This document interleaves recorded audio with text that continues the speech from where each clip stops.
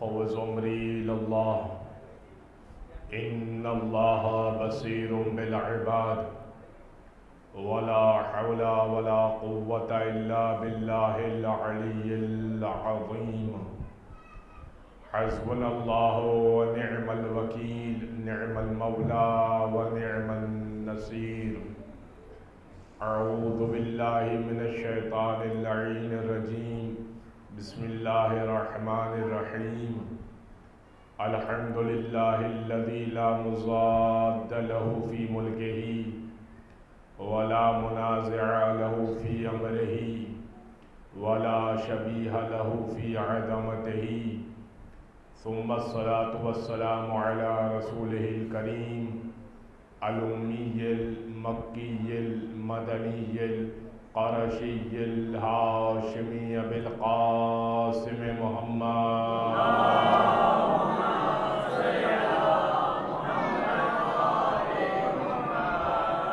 وعلى أهل بيته الطيبين الطاهرين واللعنة الدائمة على أعدائهم أجمعين من يوم ظلمهم وعداوتهم إلى قيام يوم الدين أما بعد فقد قال الله سبحانه وتعالى في محكم كتاب مبين بسم اللہ الرحمن الرحیم السلام علی یوم ولدت و یوم اموت و یوم ابعث حیا وقال امام جعفر الصادق علیہ السلام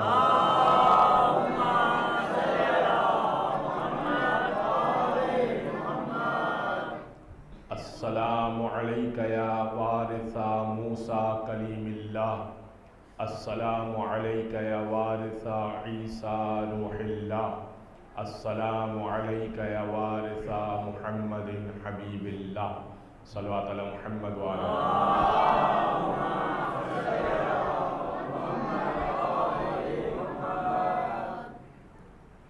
باغ فدق بھی چھین لیا اور مکر گئے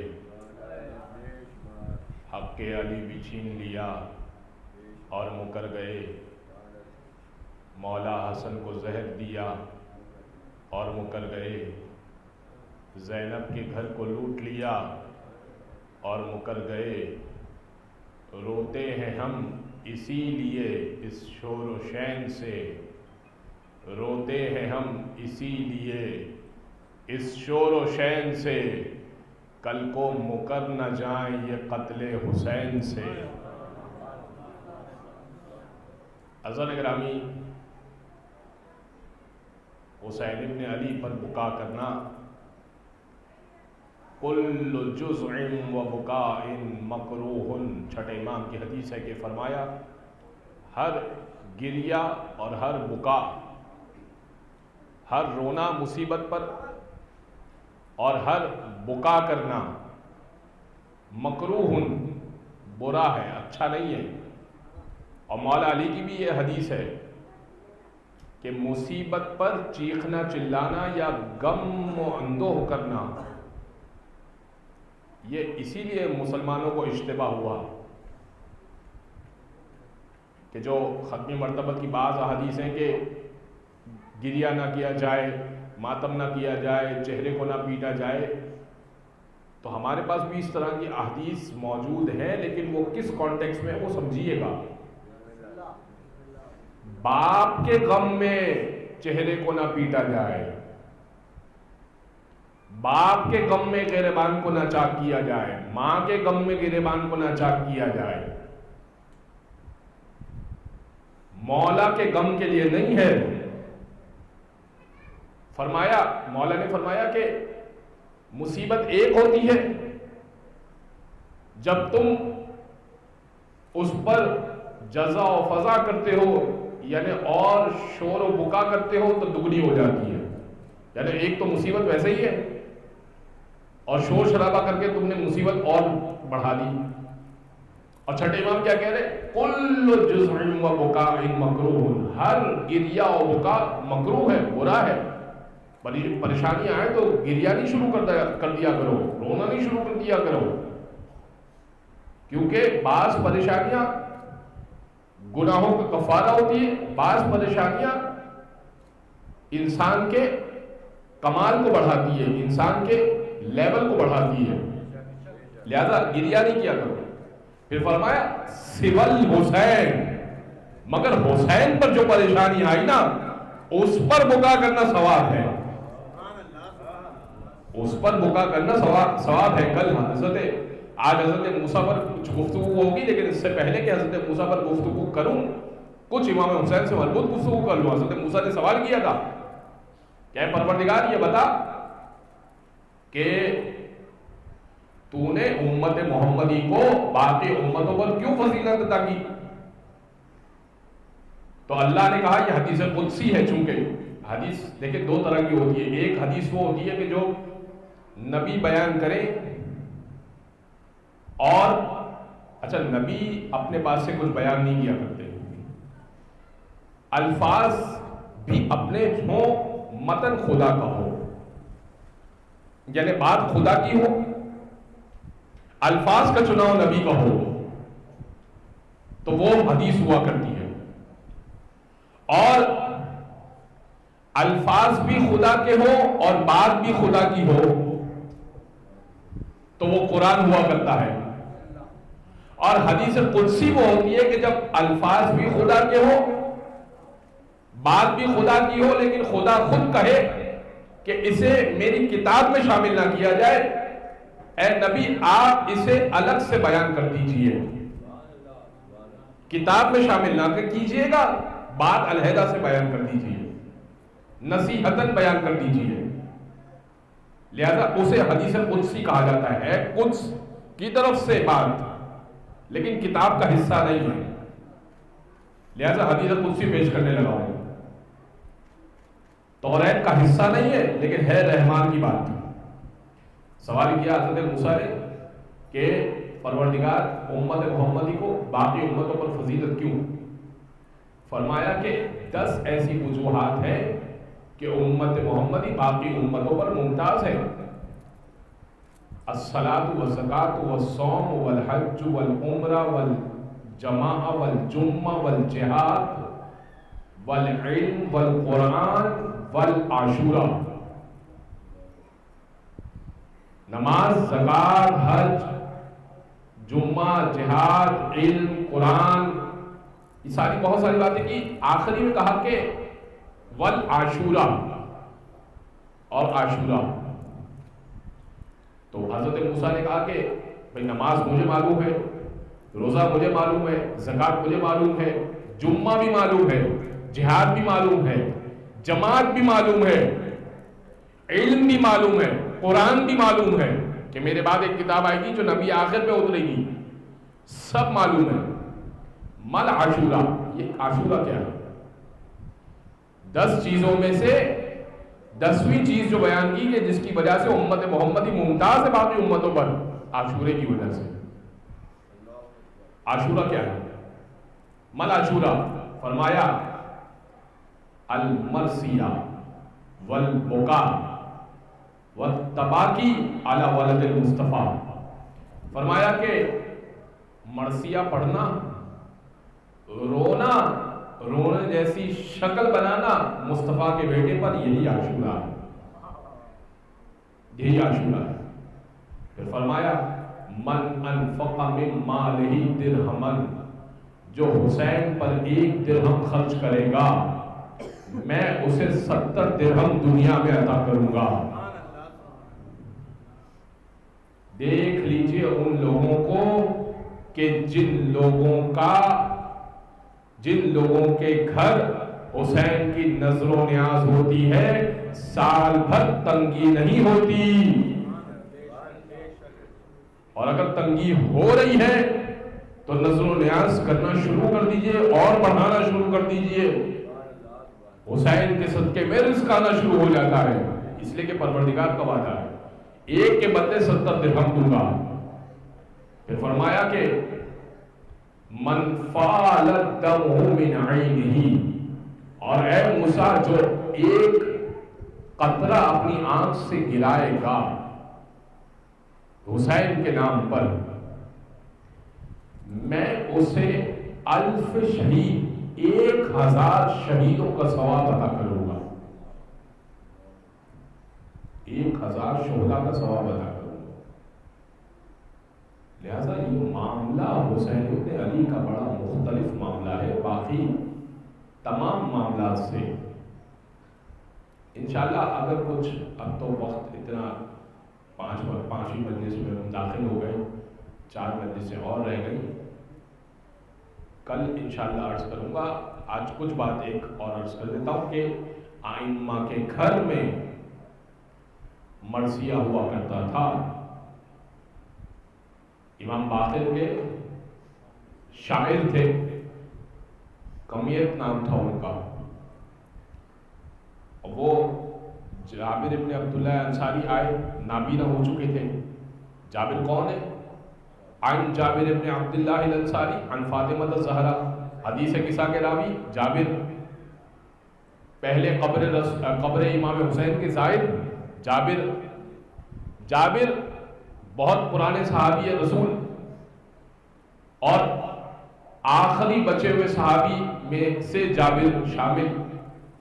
تو 5ویں امام کا دیدار کیا جس صحابی رسول نے، وہ جابر، یعنی آخری وقت میں ان کی تو حالت یہ تھی کہ سنائی بھی بہت کم دیتا تھا، دکھائی نہیں دیا کرتا تھا، بڑھاپا اپنے عروج پر تھا۔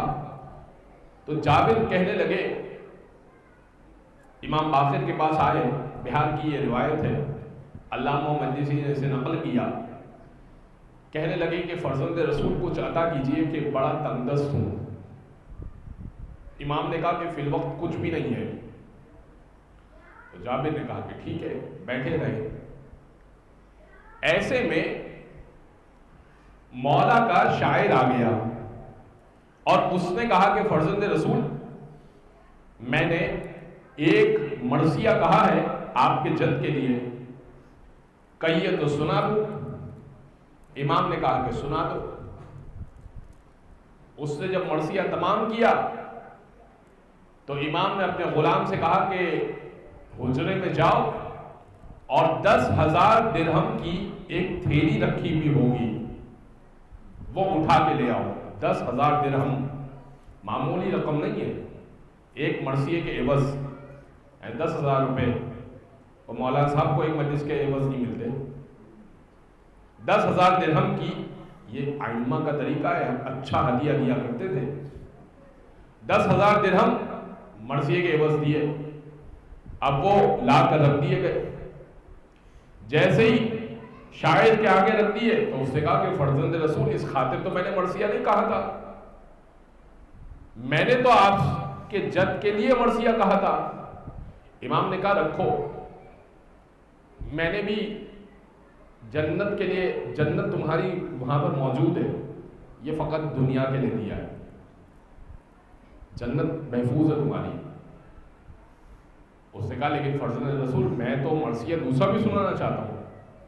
اس نے، امام نے کہا تو بسم اللہ سناؤ۔ اس نے دوسرا مرثیہ سنایا۔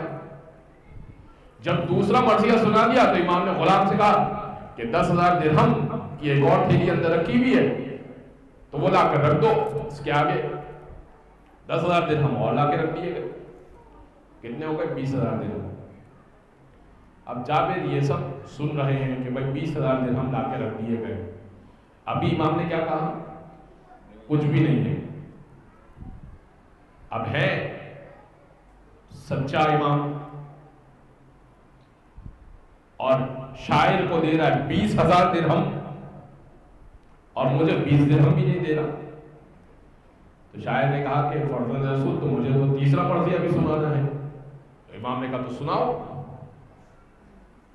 اسے تیسرا مرثیہ سنایا، امام نے 10,000 درہم کی ایک اور تھیلی لا کے رکھ دی، غلام سے کہہ کر ایک اور تھیلی تحفے میں دے دی۔ شاعر نے بڑا اصرار کیا کہ فرزند رسول اس خاطر نہیں کہا تھا، میں تو سنانے کے لیے آیا تھا۔ امام نے کہا کہ نہیں، جنت محفوظ ہے، عارضی دنیا کے لیے کچھ نہ کچھ تو انسان کو ضرورت ہوا کرتی ہے، تو کچھ نہ کچھ تو عطا کرنا ہی چاہیے، اور پھر تم ہمارے جد کے لیے کچھ سناؤ اور ہمارے در پر آؤ اور پھر ہم کچھ نہ دیں،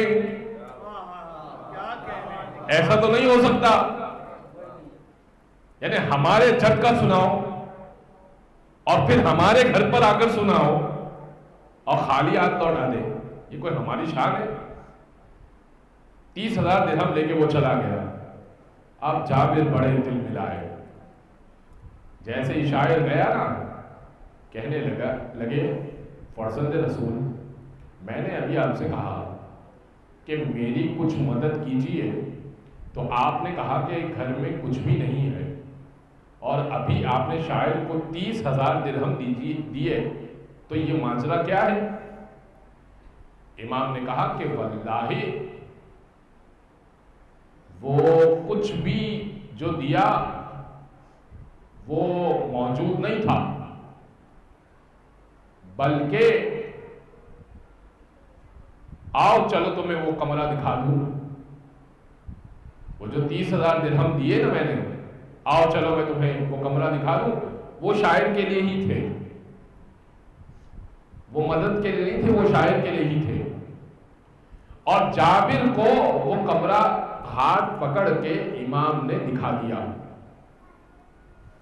ٹٹولوا دیا. تو جابر دل میں سوچنے لگے کہ ہاں وہ 30,000 درہم تھے تو مرثیہ سنانے کے لیے ملنے والے تھے، اگر ہم بھی سنا دیں تو شاید ہمیں مل جاتے. امام نے ایسے میں ایک چیز جابر کے ہاتھ میں دی اور کہا کہ کھینچو اسے. تو جابر نے کھینچنا شروع کی. کہا جابر کیا محسوس کر رہے ہو؟ ہے نابینا؟ ہے تو ہے نابینا. جابر نے کھینچنا شروع کی. کہا جابر کیا محسوس کر رہے ہو؟ اب دیوار کے کونے سے، دیوار کے نچلے حصے سے جابر کچھ کھینچ رہے ہیں. کہا جابر کیا محسوس کر رہے ہو؟ کہا فرزند رسول ایسا محسوس کر رہا ہوں کہ یہ اونٹ کی مہار ہے، اونٹ کی مہار ہے جو میں کھینچ رہا ہوں، کوئی اونٹ آ رہا ہے. کہا کھینچو. کھینچا تو اب کہا کہ جابر اب محسوس کرو. جابر نے ہاتھ لگایا تو وہ میٹل کا تھا. کہا جابر یہ واقعتاً اونٹ ہے، لیکن یہ سونے کا اونٹ ہے. اللہ نے زمین کے نیچے جتنا سونا رکھا ہوا ہے نا، اسے ہماری دست قدرت میں دیا ہے، اور اس کی مہاریں ہمارے ہاتھوں میں دی ہوئی ہیں. چاہے تو سارا سونا مہار سمیت اونٹ بنا کر تمہارے ہاتھوں میں تمہارے حوالے کر دے. کہا لیکن ہم ظاہری طور پر، ظاہری دنیا میں ظاہری عوارض کے طریقے سے چلتے، ہوتا ہے تو دیتے ہیں، نہیں ہوتا تو نہیں دیتے. جابر نہیں تھا تو نہیں دیا. کہا فرزند رسول پھر وہ 30,000 درہم کہاں سے آئے جو شاعر کو لٹا دیے؟ کہا جابر گمان بھی نہ کرنا، تمہارا امام سچا ہے، نہیں تھا میرے پاس. خدا کی قسم وہ شاعر جیسے جیسے امام حسین کے لیے کہتا جا رہا تھا، ویسے ویسے ہدیہ اس کا امام حسین میرے گھر میں اتارتے جا رہے تھے. کلام مکمل ہوا، ہدیہ مکمل ہوا، میں نے اٹھا کے اس کے حوالے کر دیا.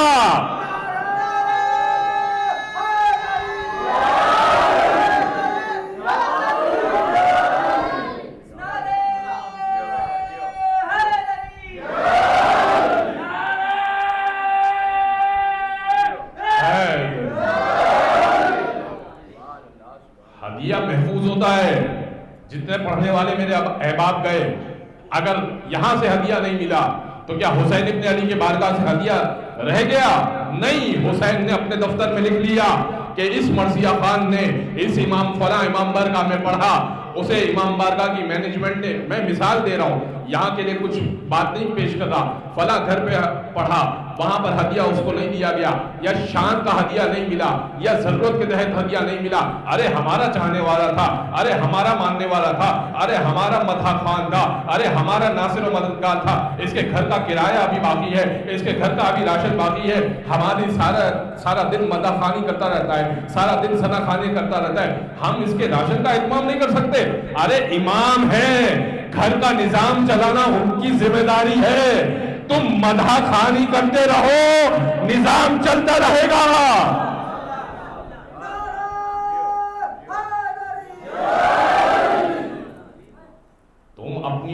فرائض پورے کرو. اگر کوئی مرثیہ کہتا ہے دل میں پریشان نہ ہو، ہدیہ نہیں ملا، کوئی مسئلہ نہیں، امام نے اپنے پاس لکھ لیا کہ اسے ہدیہ نہیں ملا ہے، ہم ضامن ہم دیں گے اور ایسا ہدیہ دیں گے. اور ہدیہ ضروری نہیں ہے کہ نقد دو، کبھی زیارت دے دیں گے، کبھی اولاد دے دیں گے، کبھی گھر دے دیں گے، کبھی سواری دے دیں گے. ضروری تھوڑی ہے کہ تمہیں کیش ہی دے، تمہیں نقد ہی دے. تم نے کیوں چھوٹا سوچا ہے؟ ہم نے تمہارے لیے گھر سوچا ہوا تھا. ارے یہاں کا گھر نہیں، جنت کا گھر سوچا ہوا تھا.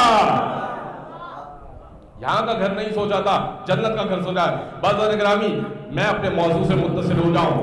آج میں نے جس حصے کی زیارت وارثہ کی تلاوت کی، وہ حصہ السلام علیکہ یا وارثہ موسیٰ کلیم اللہ.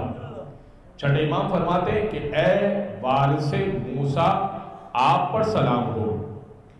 اے حسین آپ وارث موسیٰ ہیں، آپ پر سلام ہو. وہ موسیٰ جو کلیم اللہ تھے، وہ موسیٰ جو اللہ سے باتیں کیا کرتے تھے. اب آئیے یہ دیکھتے ہیں کہ موسیٰ اللہ سے کس طرح سے باتیں کیا کرتے تھے، اور پھر چونکہ حسین اس کے وارث ہیں تو ایسا کون سا لمحہ آیا کہ حسین نے اللہ سے باتیں کی. ایسا مرحلہ آنا چاہیے کیونکہ حسین وارث موسیٰ ہیں. اور پھر مرحلہ فقط برابر کا مرحلہ نہیں ہو، حسین وارث موسیٰ ہیں، لہذا جس مرحلے تک، جس معیار تک موسیٰ بات کیا کرتے تھے، اس معیار سے بڑھ کر حسین بات کریں. یہی ہونا چاہیے. کل میں نے ابراہیم کے، حضرت ابراہیم کے حوالے سے بات کی تھی کہ ابراہیم کس طرح سے خلیل اللہ تھے، مگر چونکہ حسین وارث تھے تو حسین نے اپنا مال بھی قربان کیا، جان بھی قربان کی، آل بھی قربان کی، تب وہ خلیل اللہ کے وارث ہیں. لہذا آج حضرت موسیٰ کے اوپر گفتگو ہوگی. حضرت موسیٰ کے بارے میں قرآن نے کہا، اور بڑی مشہور و معروف آیت ہے، تلک الرسل فضلنا بعضهم علی بعض. ہم نے جو رسول بھیجے، فضلنا بعضهم علی بعض، بعض کو بعض پر فضیلت عطا کی. منہم کلم اللہ، کہ جن میں سے بعض وہ ہیں کہ جنہوں نے اللہ سے کلام کیا، اللہ نے ان سے کلام کیا. منہم من کلم اللہ، کہ بعض وہ ہیں کہ جنہوں نے اللہ سے کلام کیا. آیت پہ غور کیجئے، دوبارہ ترجمہ پیش کرتا ہوں. تلک الرسل، جو رسول ہیں، جو بھیجے ہوئے ہیں، جو میسنجرز ہیں، فضلنا، ہم نے فضیلت دی، بعضهم علی بعض، بعض کو بعض پر. یعنی یہ جو 1,24,000 انبیاء ہیں، یہ سارے برابر نہیں ہیں، بعض پر فضیلت رکھتے ہیں، سارے انبیاء برابر نہیں ہیں. یہ قرآن کہہ رہا ہے. ٹھیک ہے، تو اب میں ہاتھ جوڑ کے ایک بات عرض کروں آپ کی خدمت میں. جب سارے معصوم انبیاء برابر نہیں ہو سکتے تو نبی کی بس میں بیٹھنے والے سارے غیر معصوم صحابی کیسے برابر ہو سکتے ہیں؟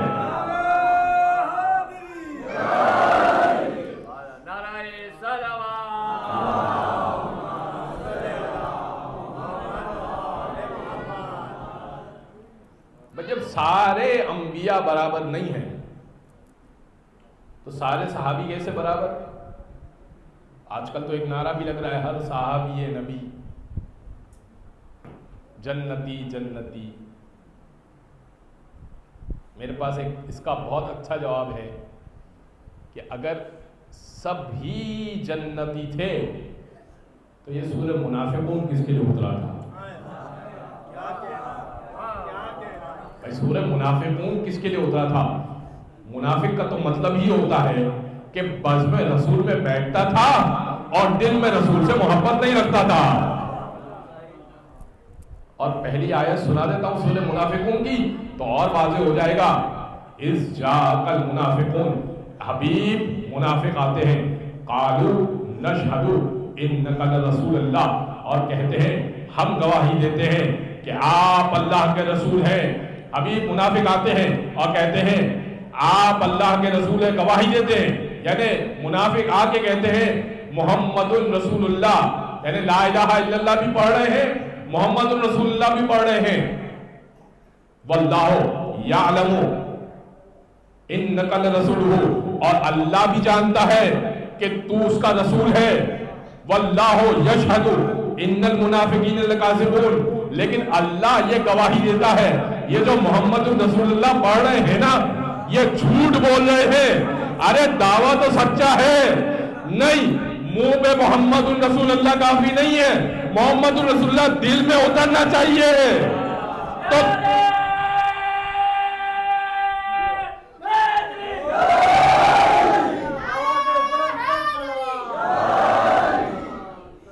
تو تھے نا کوئی تو تھے نا. اور منافق دیکھیں عربی کا کمال یہ ہے، میں کسی نتیجے میں پہنچانا چاہتا ہوں. منافقون عربی کا کمال یہ ہے کہ جمع کا صیغہ اور جمع منطبق ہوتی ہے کم سے کم. دیکھیں کتابیں اردو میں ہم کہتے ہیں کتابیں، تو اگر دو بھی ہو نا تو کتابیں، لیکن عربی میں کم سے کم 3 ہو تو کتابیں. اس کا مطلب کم سے کم 3 تو تھے منافق.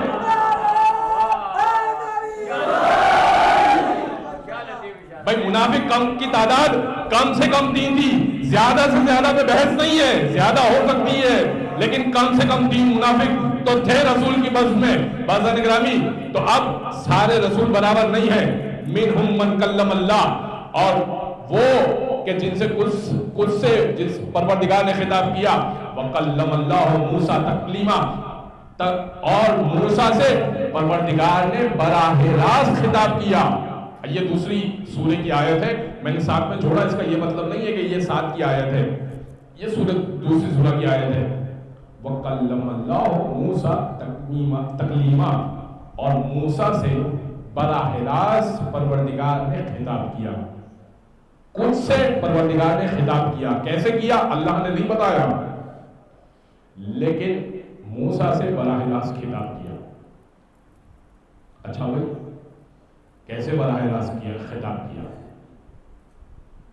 تو آئیے ذرا میں وہ واقعہ پیش کر دوں کہ جب پہلی مرتبہ حضرت موسیٰ سے بات ہوئی. حضرت موسیٰ فرعون کو غرق کر چکے ہیں اور اب جا رہے ہیں حضرت شعیب کی طرف.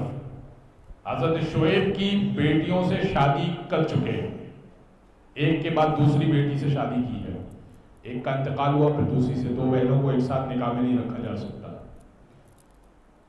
اور کیونکہ حضرت شعیب کی بیٹی نے حضرت موسیٰ کو پسند کیا تھا، لہٰذا حضرت شعیب نے کہا کہ آپ میری بیٹی سے نکاح کر لیجیے.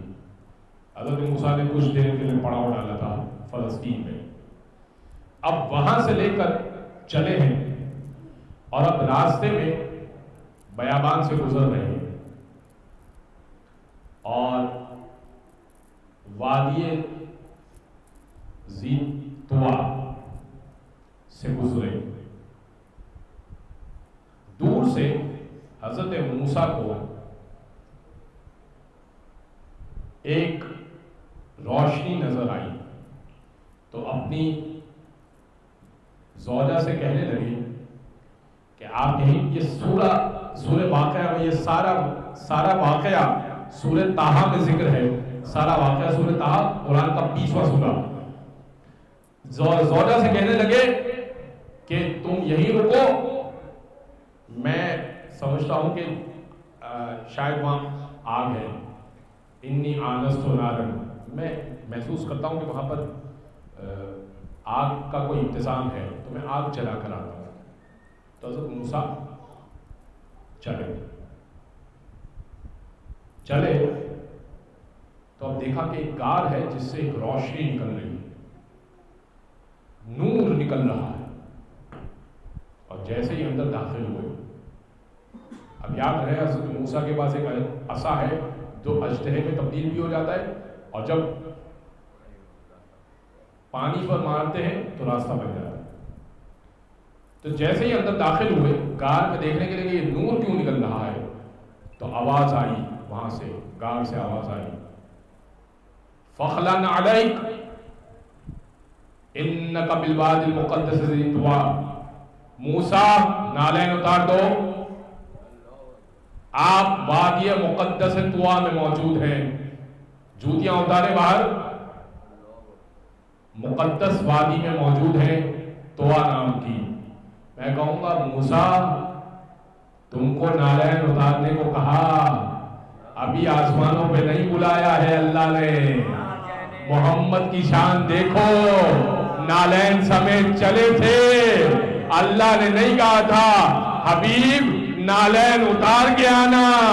موسیٰ اور ہے، محمد اور ہے، موسیٰ کی نالین بھی محمد کی نالین کے برابر نہیں ہے۔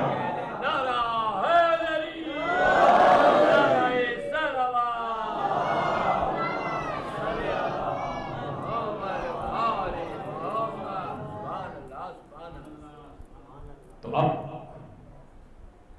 نالین اتاری، آگے بڑھے۔ اب موسیٰ کو یہ اندازہ تو ہو گیا کہ کچھ معاملہ مختلف ہے۔ اب آواز قدرت آئی، وما تلک بیمینک یا موسیٰ، اللہ نے پہلا سوال کیا، وما تلک بیمینک یا موسیٰ، اے موسیٰ یہ آپ کے دائیں ہاتھ میں کیا ہے؟ قال ہی عصای اتوکأ علیہا واہش بها علی غنمی ولی فیہا مآرب اخری، یہ میرا عصا ہے، اتوکأ علیہا، اس سے میں ٹیک لگاتا ہوں، واہش بها علی غنمی، اور اس کے ذریعے سے میں جانوروں کو ہانکتا ہوں، ولی فیہا مآرب اخری، اور اس میں بڑے فائدے ہیں میرے۔ تو یہ پہلی گفتگو ہوئی ہے جو حضرت موسیٰ سے ہوئی، اتنی ہی کوٹ کی ہے پروردگار نے۔ یہاں روک کر عنوان سے ذرا ہٹ کر ایک بات عرض کرنا چاہتا ہوں۔ رسول اللہ کی حدیث ہے، علماء امتی کا انبیاء بنی اسرائیل، میری امت کے علماء بنی اسرائیل کے انبیاء کی مانند ہیں۔ کون سے عالم کی بات ہو رہی ہے؟ میری نہیں بات ہو رہی ہے، ان علماء کی بات ہو رہی ہے جو فقیہ ہیں، جو صاحب رائے ہیں، جو متقی ہیں، جو اپنے کمال پر ہیں، ان کی بات ہو رہی ہے۔ مقدس اردبیلی ہمارے بہت بڑے مجتہد گزرے ہیں،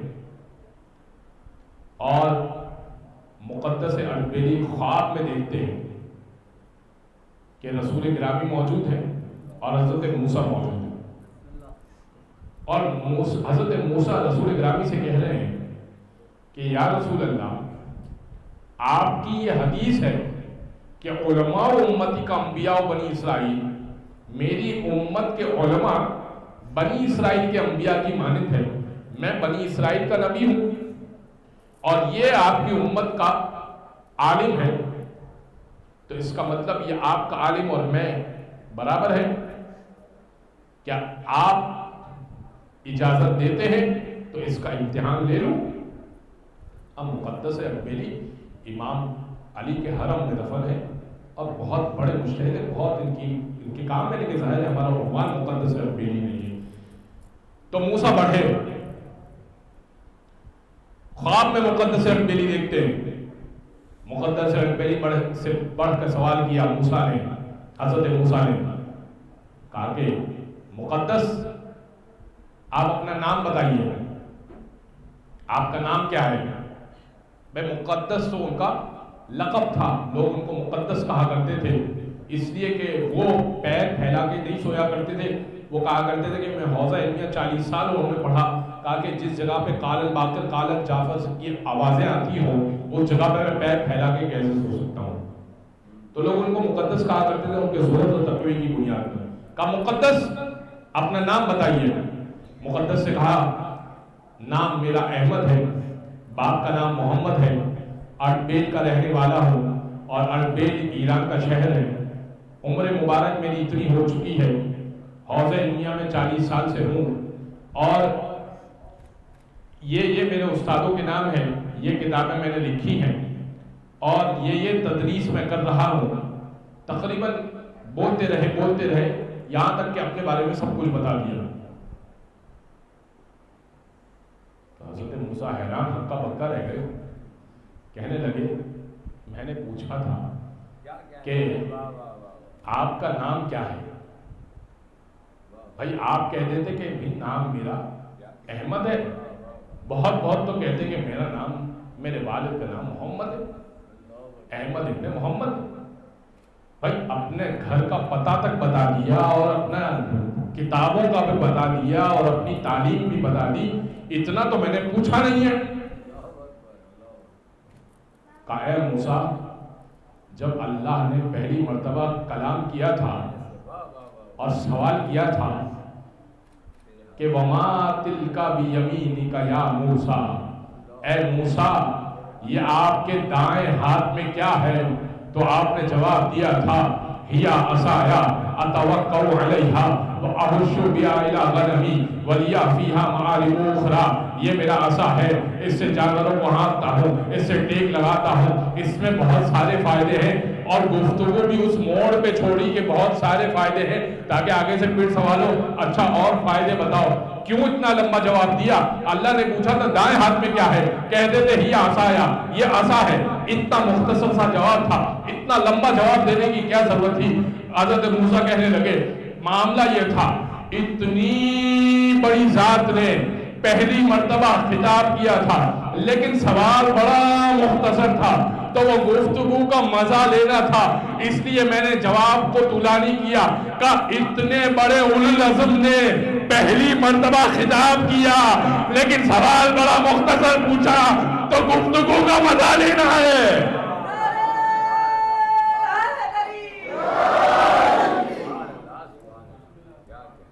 मूसा पीछे बढ़े, कहने लगे या रसूल अल्लाह इम्तिहान मुकम्मल हो गया।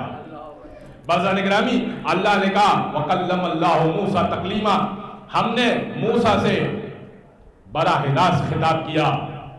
तो अब हजरत मूसा से बराह रास्त परवरदिगार ने खिताब किया। फिर कभी अर्ज करूंगा कि किस लहजे में खिताब किया, क्योंकि अल्लाह का तो कोई लहजा नहीं होता, अल्लाह का तो कोई लहजा नहीं हुआ करता।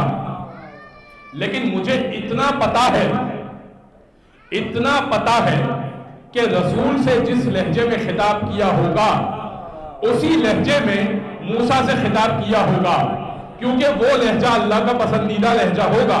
तो अब ये रिवायत मिलती है कि परवरदिगार के बारे में लोगों ने सवाल किया बेअय्य लुगतिन खतबा रब्बुका फी लैलतिल मेराज, या रसूल अल्लाह ये बताइए कि जब हम मेराज पे तशरीफ ले गए तो अल्लाह ने किस लहजे में गुफ्तगू की, किस लुगत में गुफ्तगू की? अल्लाह का तो कोई लहजा नहीं होता, अल्लाह की तो कोई आवाज नहीं होती, तो कौन सा लहजा अपना कर आपसे गुफ्तगू की? फरमाया खातबनी बिलिसाने अलीन, अल्लाह ने अली के लहजे में गुफ्तगू की थी।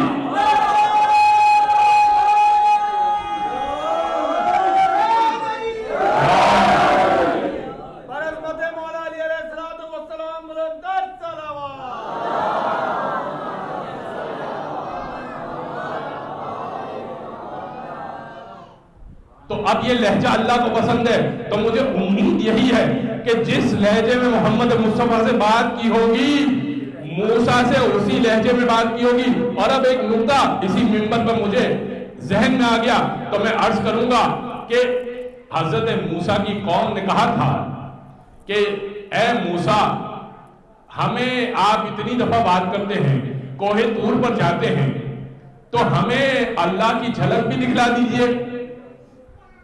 भाई कोहे तूर पर जाते, अल्लाह ने लन तरानी या मूसा, ए मूसा कभी नहीं देखा जा सकता मुझे।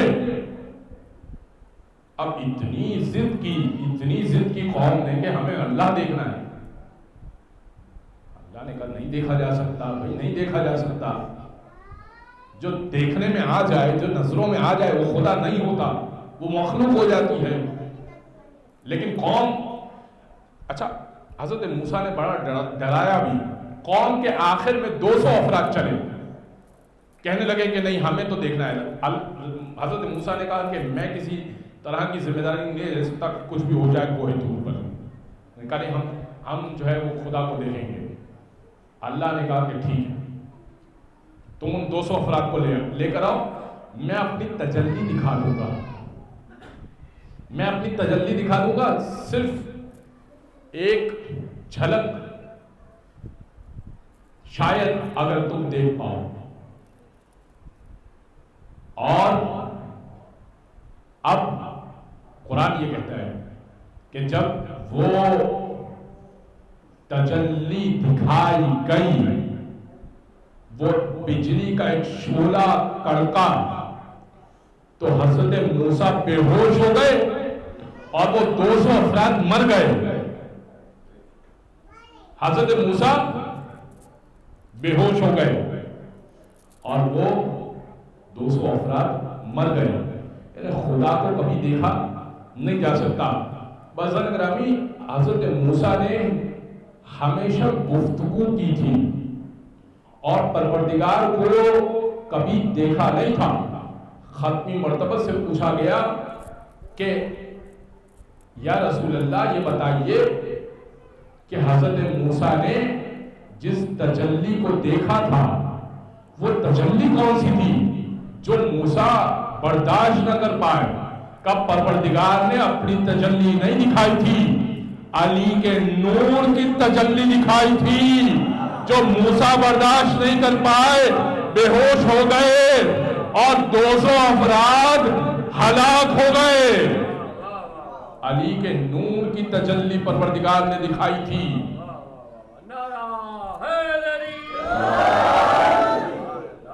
لہذا اللہ کے نور کی تجلی کوئی نہیں دیکھ سکتا۔ بس گرامی، بس اس مرحلے تک اگر آپ میرے ساتھ ساتھ چلے تو آپ نتیجے کو سمجھیے گا۔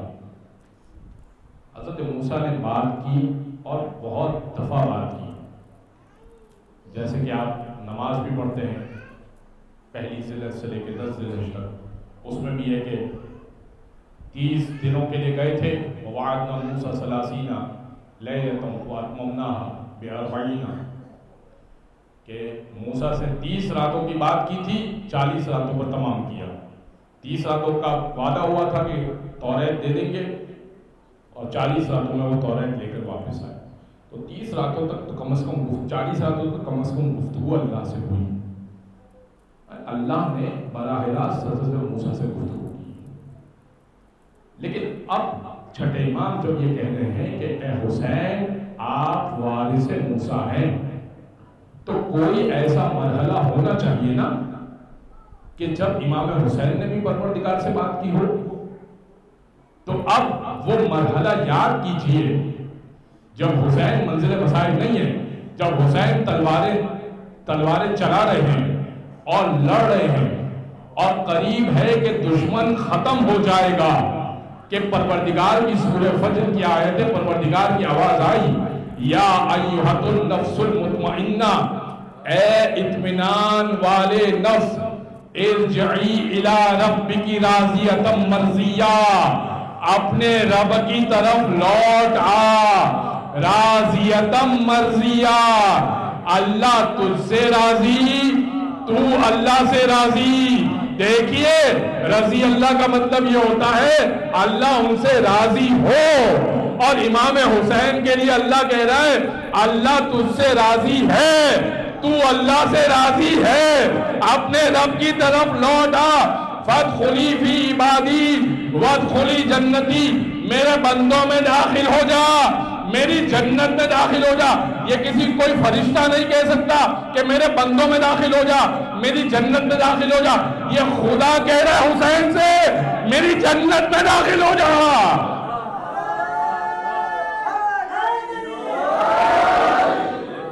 جو یہ کہتا ہے نا کہ یہ فرشتے کی سزا ہوگی، ارے بھائی فرشتہ نہیں کہہ سکتا فادخلی فی عبادی وادخلی جنتی، میرے بندوں میں داخل ہو جا، میری جنت میں داخل ہو جا۔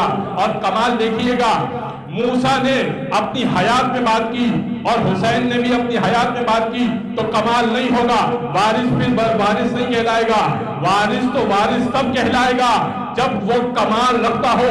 حسین ہے صاحب کمال، حسین کا سر نوک نیزہ پہ بلند ہوا اور اب آیتوں کی تلاوت کر کے بتا رہا ہے کہ سر حسین اور جس میں حسین میں جدائی ہو سکتی ہے، مگر تلاوت قرآن کر کے بتا رہا ہوں موسیٰ تم اپنی حیات میں اللہ سے بات کرتے تھے، میں سلسلے حیات منقطع ہونے کے بعد بھی اللہ سے بات کر سکتا ہوں۔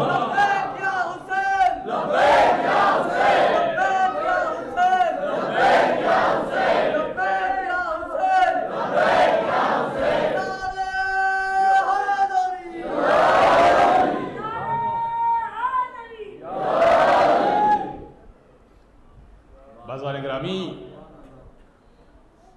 کمال حسین یہ ہے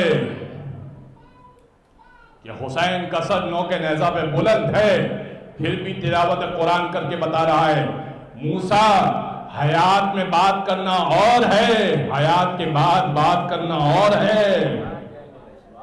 تم بات نہیں کر سکتے حیات کے بعد، ہم ہیں وارث موسیٰ، ہم بات کر سکتے ہیں پروردگار سے، ہم کلام کر سکتے ہیں پروردگار سے، ہم کلیم اللہ کے وارث ہیں۔ بازار گرامی، آج میں نے سوچا تھا کہ آج 2 جملوں کی وضاحت کر دوں گا، لیکن آپ کی شاندار سماعتوں کی وجہ سے ایک ہی جملے کی وضاحت آئی۔ آج ان 2 ننھے شہزادوں کا تذکرہ کرنا ہے جن کا ذکر خاص سننے اصل میں آپ آئے۔ عون اور محمد۔ جناب عبداللہ ابن جعفر طیار کا جب رشتہ آیا تھا جناب زینب کے لیے، جعفر مولا کائنات کے سگے بھائی تھے، تو چچا کے بیٹے کا رشتہ جب آیا تو باپ نے پوچھا کہ بیٹی آپ کے کزن کا رشتہ آیا ہے، آپ کے چچزاد کا رشتہ آیا ہے، بیٹی زینب آپ کو قبول ہے یا نہیں؟ کہا کہ جناب زینب نے کہا کہ بابا رشتہ بہت اچھا ہے، جعفر طیار کے گھر کا رشتہ ہے تو بہت اچھا ہے، لیکن میری ایک شرط ہے، اور وہ شرط یہ ہے کہ جب میں کربلا جاؤں گی تو مجھے جانے کی اجازت، یعنی جب قافلہ حسینی کربلا جائے گا تو مجھے بھی ساتھ جانے کی اجازت دی جائے گی۔ بس اسی بنیاد پر نکاح طے ہوا، اور جناب عبداللہ نے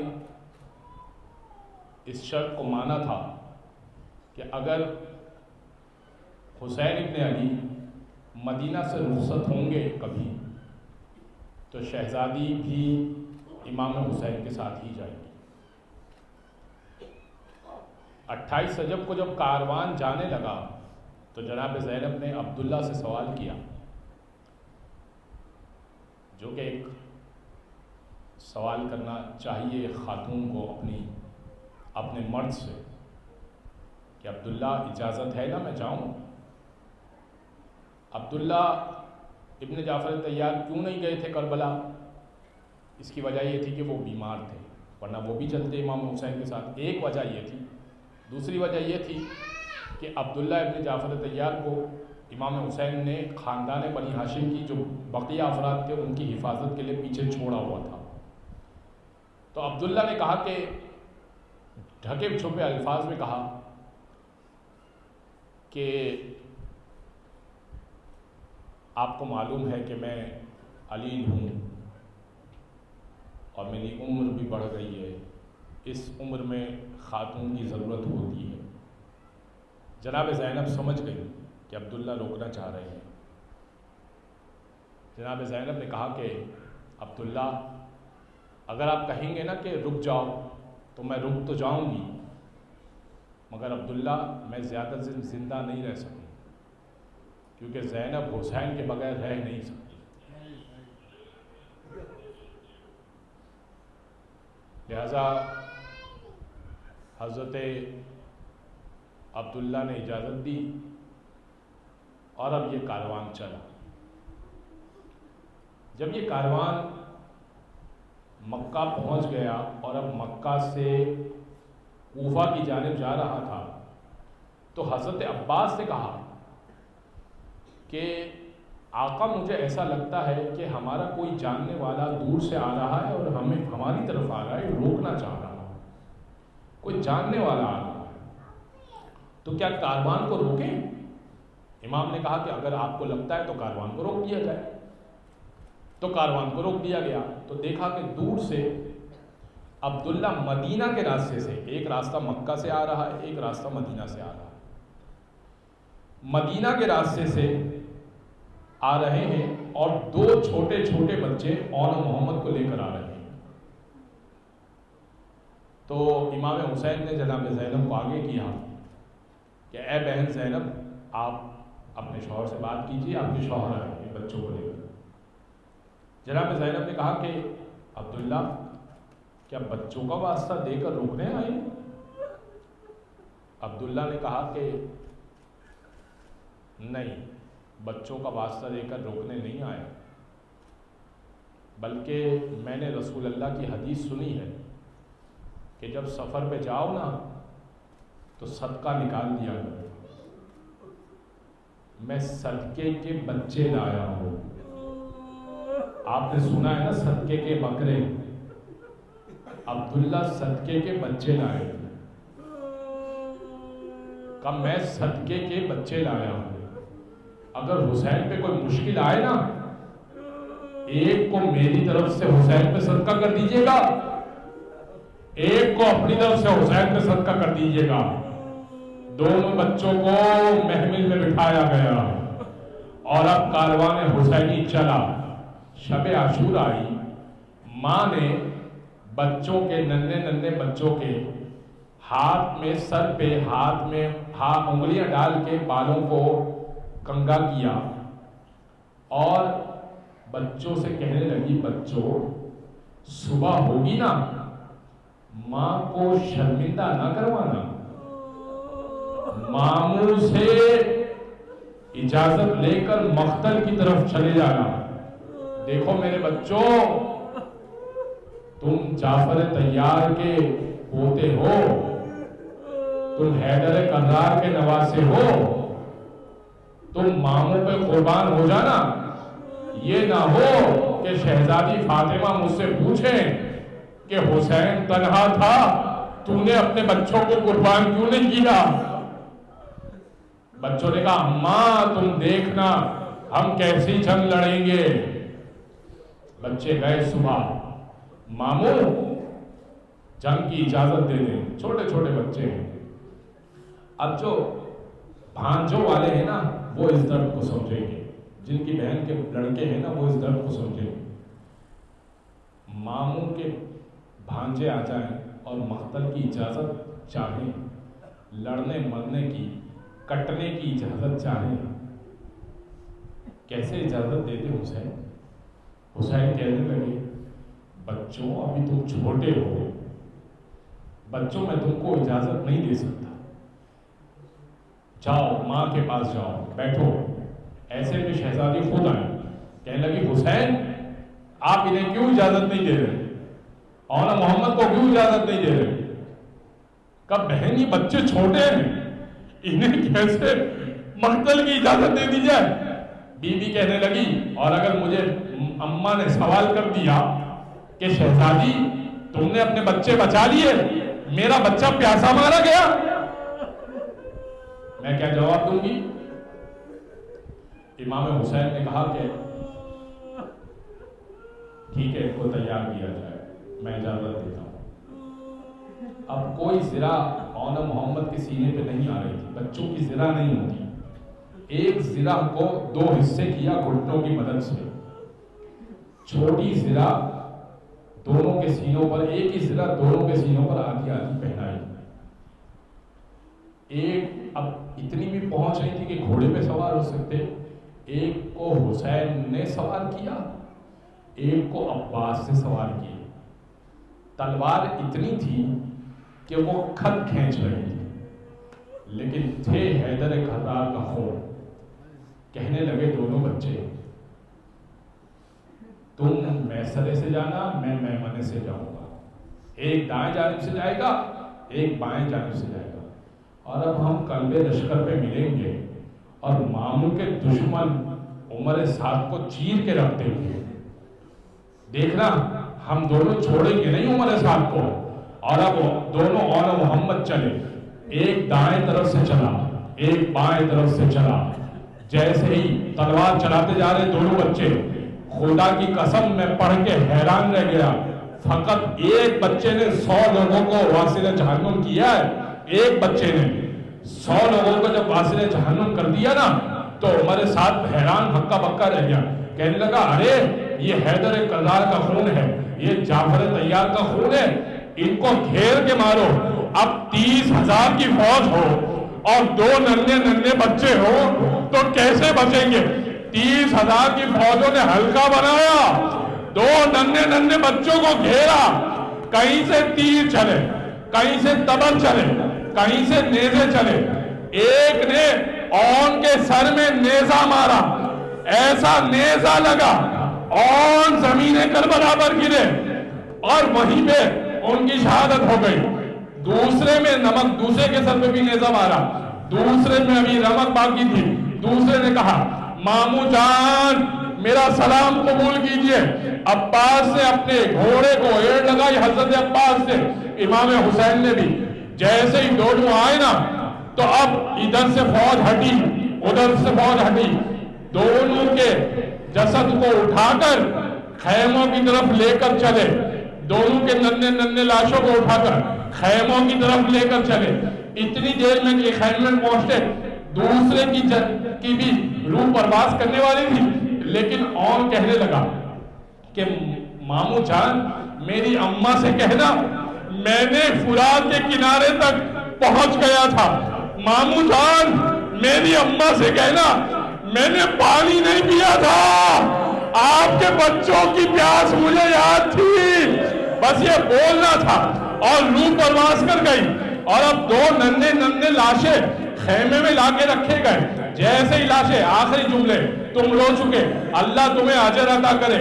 ایک مرتبہ جیسے ہی لاشیں لا کے رکھے گئے نا، سب بیویاں دیکھنے آئی، ارے سب کی قربانی کیسی گئی، کیسی قربانیاں، ارے جناب زینب کی قربانی ہم تو دیکھیں کیسی قربانی قبول ہوئی۔ آگے ساری بیویوں نے دیکھا مگر جناب زینب نے قربانی نہیں دیکھی، بلایا گیا، آئیے ودا تو کر لیجئے اپنے بچوں سے۔ جناب زینب آئی، اون محمد کی طرف دیکھا، ایک آنسو نہ بہایا، خدا کی قسم ایک آنسو نہ بہایا اون محمد کی طرف، بس سجدے میں گئی، ایک ہاتھ اون کے سینے میں رکھا، ایک ہاتھ محمد کے سینے میں رکھا، اور آسمان کی طرف دیکھ کر کہا اون محمد مجھے بتاؤ اب تم دونوں تو چلے گئے، کس کو قربان کروں حسین پر؟ الا ولعنت اللہ علی القوم الظالمین وسيعلم الذين ظلموا أيام الانقلاب